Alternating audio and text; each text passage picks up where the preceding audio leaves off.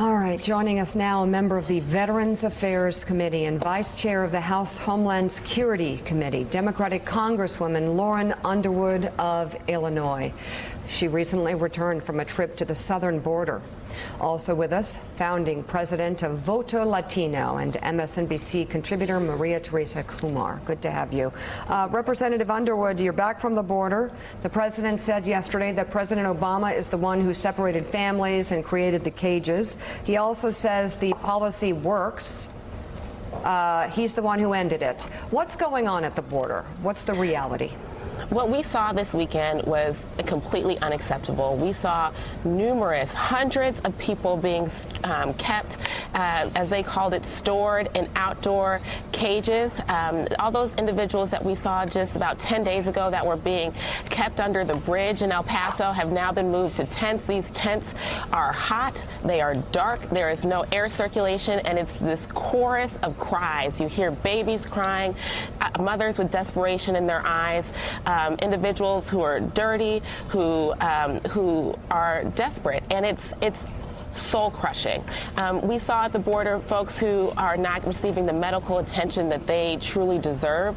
We have a variety of contractors and federal officials who are providing medical services under incredibly limited conditions, without, the tools and resources of any ambulatory clinic that we would find here in any community around the country. And yet these individuals have acute and chronic illnesses and are not receiving proper care.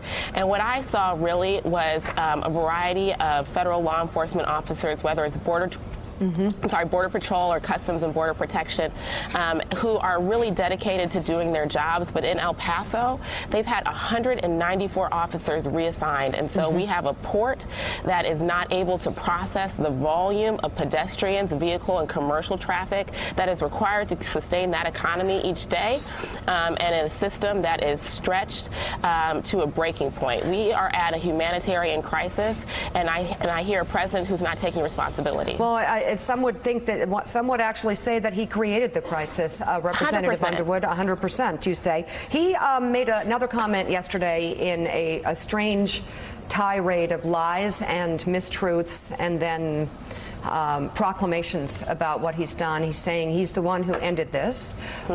He also said that it is like, when they come here, it's like Disneyland. So what is your response to that, and what do you think the first thing should be done at the border? I think that if your program or any other news outlet was able to walk into these detention centers, which they insist are not jails, the American people would be horrified and the conditions would improve by the end of the week. What we see happening is un-American, it is unacceptable, and it's inhumane. The President of the United States, I think, is off base in that characterization, and many of the Homeland Security officials would likely agree that this is not a walk in the park, it is not certainly a theme park, and it is not fun. What is happening right now are individuals who are not being treated with the decency and humanity that they deserve, and certainly not in the way that we as a country value the treatment of our neighbors and other human beings. So, Maria, Congresswoman Underwood paints a picture of what's happening at the border, an ugly picture that, as she points out, our cameras unfortunately can't see for the most part. But it's a picture that looks like may get worse because of what's happening when you hollow out the Department of Homeland Security, when you don't have these positions filled. Kirstjen Nielsen was effectively run out of her job for not being tough enough on this question, and she was the face, in fact, of family separation. So you can imagine if it gets tougher, and I don't like to use that word because my definition of toughness is not separating kids from their mothers. It's not cruelty. Exactly. And I think that this is the challenge is that the president is creating a vulnerability around our border by gutting Homeland Security without leadership. He actually creates opportunities for others to cause us harm instead of actually addressing the issue.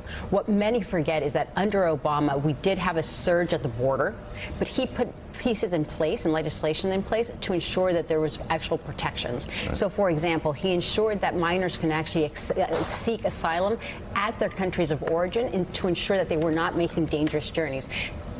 Trump immediately gut that when he actually came to Homeland Security. The fact that now he actually gutted aid to Honduras, Guatemala, and Nicaragua, he's exacerbating the problem because what he likes is a vision of individuals looking vulnerable so that his base feels that he's tough. But this is a disservice not just to those refugees, but to our American values, as Mike had originally pointed out, of who we really are. Mike. Doris, we've heard Maria and Representative Underwood describe vividly the situation at the border. It seems that the policy of this administration at the border is basically to shut down the border and ratchet up the cruelty. So, looking for a little perspective from you here, how is it that we have arrived at a point over this one issue where fear generated within this country about the border, not fact, but fear, is so dominant today and so dangerous? Well, I think partly the way we've arrived at it is that during the campaign of 2016, there were a lot of people in the country who felt that the system wasn't working for them and that there wasn't the mobility that they wanted, and there was an anger, just as there was at the turn of the 20th century, that same sense of lots of maelstrom of feelings, and President Trump was able to blame it on immigration and to look at the border. That would be the answer to their problems. We know that that's not the answer, that that's not the problem with what's happening with our lack of economic mobility in the country. And then what worries me about what's happening now, too, is we've got acting heads. We don't have responsible people there. And that President Trump has said, I like acting heads because, you know, they're less secure, they're more vulnerable.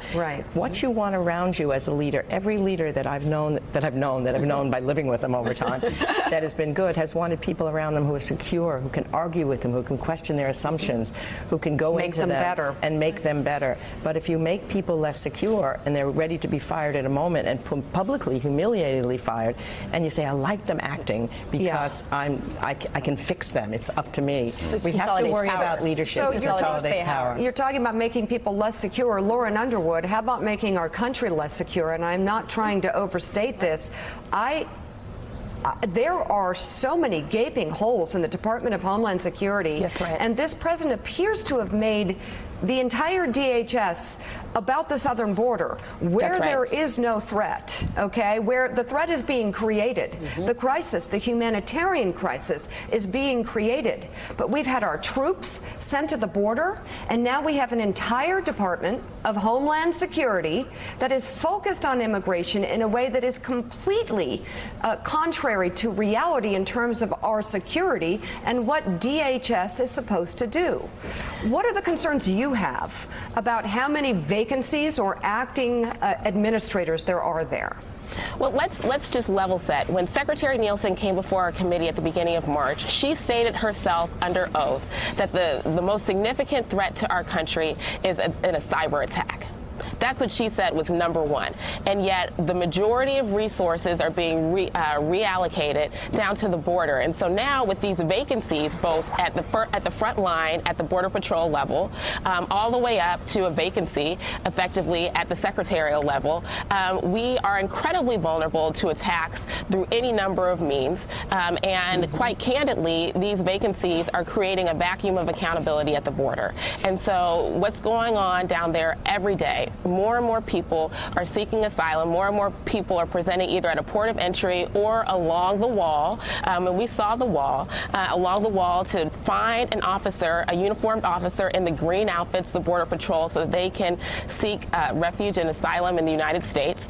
And we do not have enough individuals who are able to process those folks. And a leadership vacancy, that means that the policy is being created on a whim by individuals who ultimately are not well positioned to set policy for the United States. So, Maria, yesterday we got data from Customs and Border Protection that said that we had the most border apprehensions in the month of March for a single month in more than a decade, in 11 years. What does that number tell you? Because Donald Trump or the White House will say, you see, we need all these tough policies because look how many people are trying to flood up here and get to our country. Well, it's a combination of things. One is that they have dismantled policies that Obama had used to address the first time that we had a flow. And secondly, there's lack of curiosity of how do we actually get to the root causes of what's happening, so to ensure that we are not only providing protection at the border, but also to ensure that we're stemming the flow. But let's be incredibly transparent. During the midterm election, Trump lost a lot of suburban white women because of the family separation policy. Yeah. And that is why he's now speaking on two sides of his mouth, because he wants to say, oh no, this is on Obama's administration. It is not. Let's make sure that we are clear. This is a policy that he decided because he thought it was going to win him the White House in 2020. All right, Congresswoman Lauren Underwood, thank you so much. Please come back, keeping us posted on what's going on. And Maria Teresa Kumar, thank you as well. It's great to have you on. Coming up, Politico has a new piece out entitled Trump's Truly Bizarre Visit to Mount Vernon, explaining how the 45th president marveled at the first president's failure to name his historic compound after himself. It's an amazing story. Let that breathe. Speaking of George Washington, President Trump reportedly said if he was smart, he would have put his name on it. You've got to put your name on stuff, or no one remembers you. We'll talk about that and more with our resident historians, Doris and Walter. We'll bring in the author of the new book, Accidental Presidents, 8 Men Who Changed America.